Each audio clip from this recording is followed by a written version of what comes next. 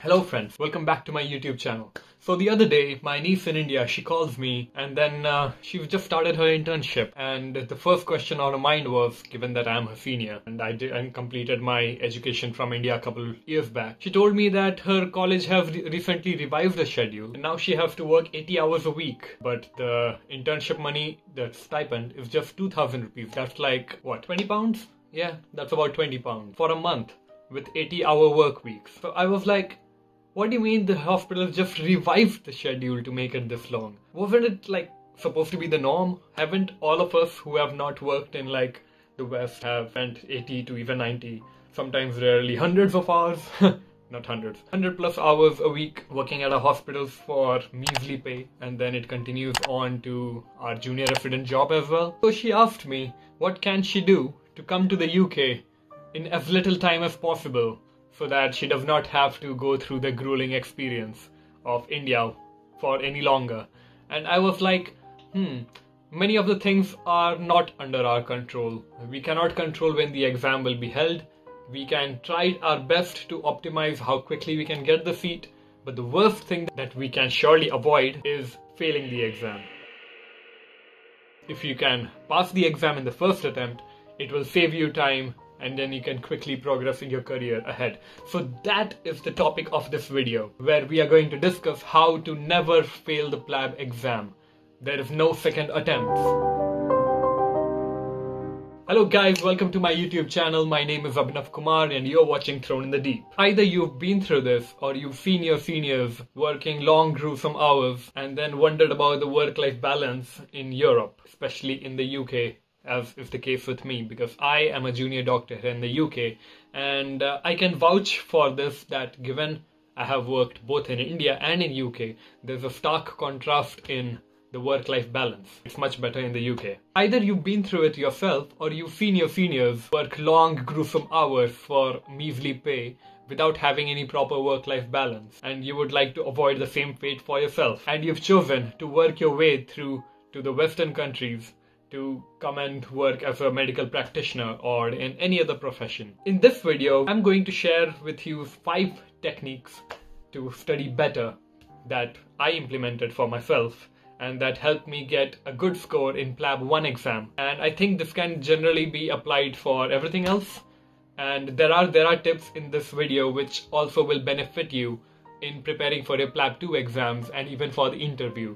So make sure you watch the entire video and wait for the bonus tip as always. So let's just jump into it. So the first tip is always stick to a single source.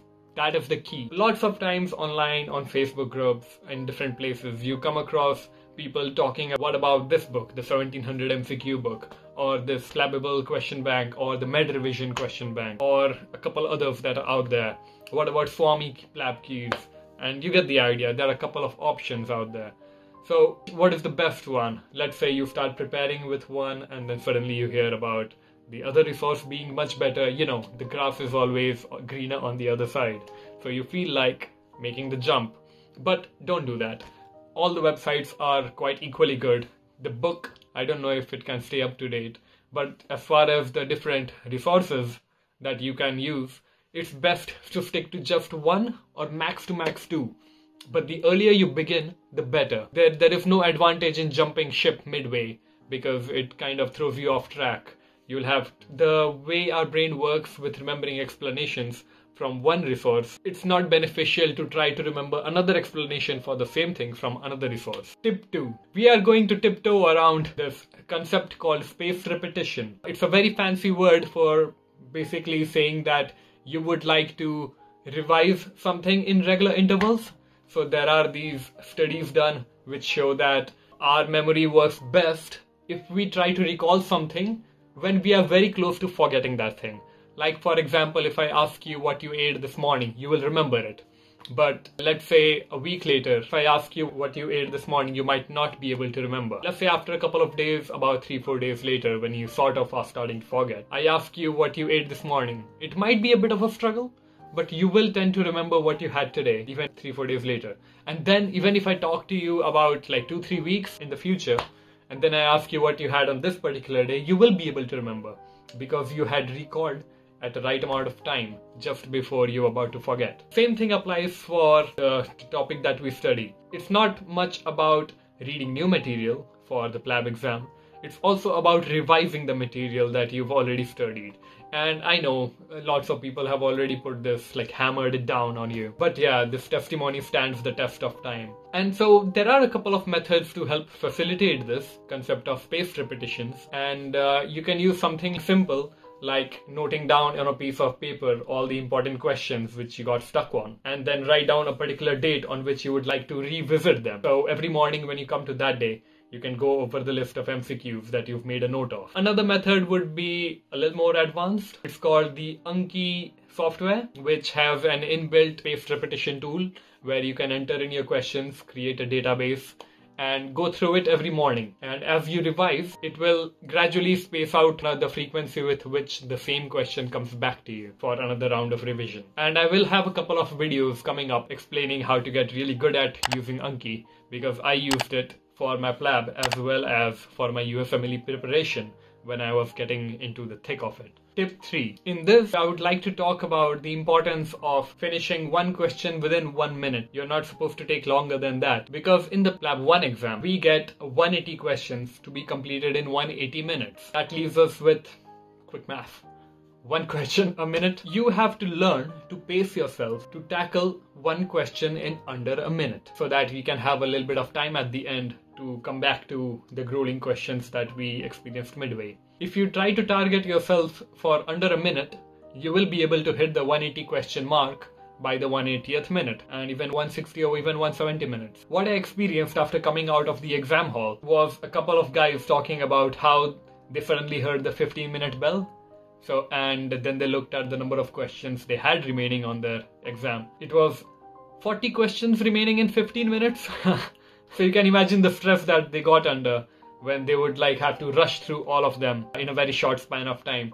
So that's about 20 seconds or even less per question to try to complete it. So you can just imagine the quality of answers that must have come out.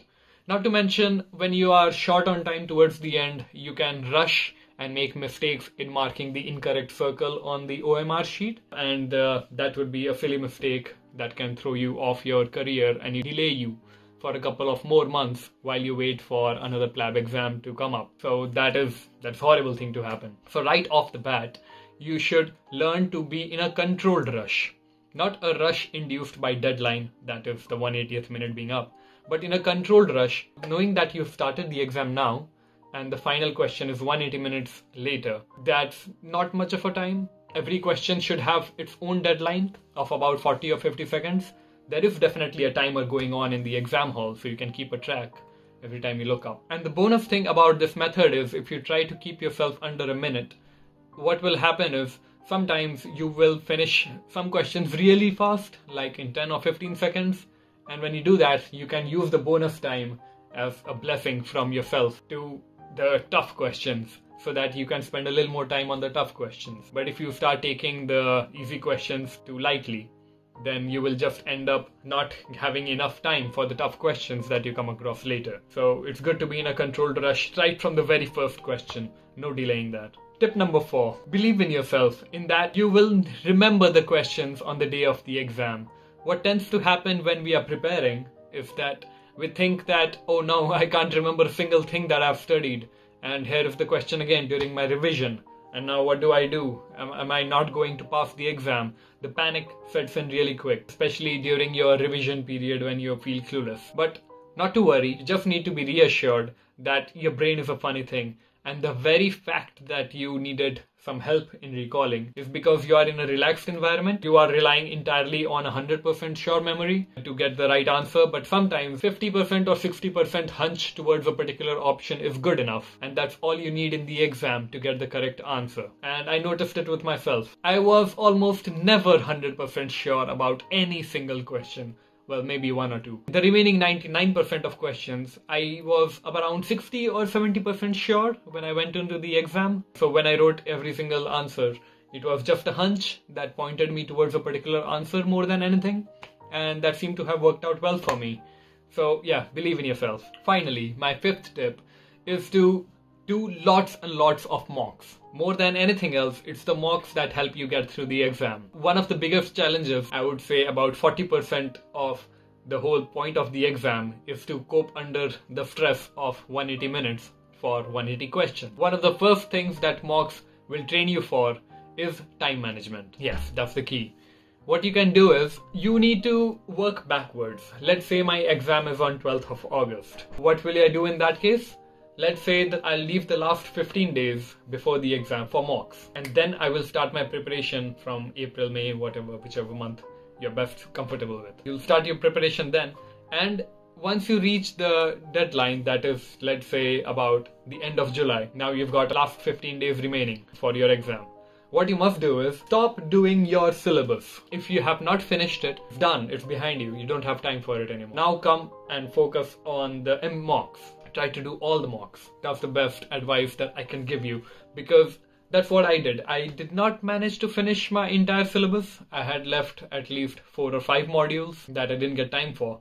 So what I did was, I went ahead and did as many mocks as I could. And what I found myself achieving was that I was getting a decent enough percentage, and I was also managing to complete all the 180 questions in 180 minutes. The last thing you would want in the main exam is that you knew the answers to the last 10 questions, but you ran out of time. That's the worst. So make sure to time manage yourself adequately so that you can attempt the 180th question well in time. Another advantage of doing the mocks when you are running out of time is that it will help you in completing the syllabus in a really rushed manner. Not many of us can do 180 questions in one day when we are studying for a syllabus, and not to mention, it might not even be mixed. We might be giving more attention to one topic over the other. But the mocks help us balance out all of that. And we are comfortably able to complete almost a wide variety of questions from every single domain.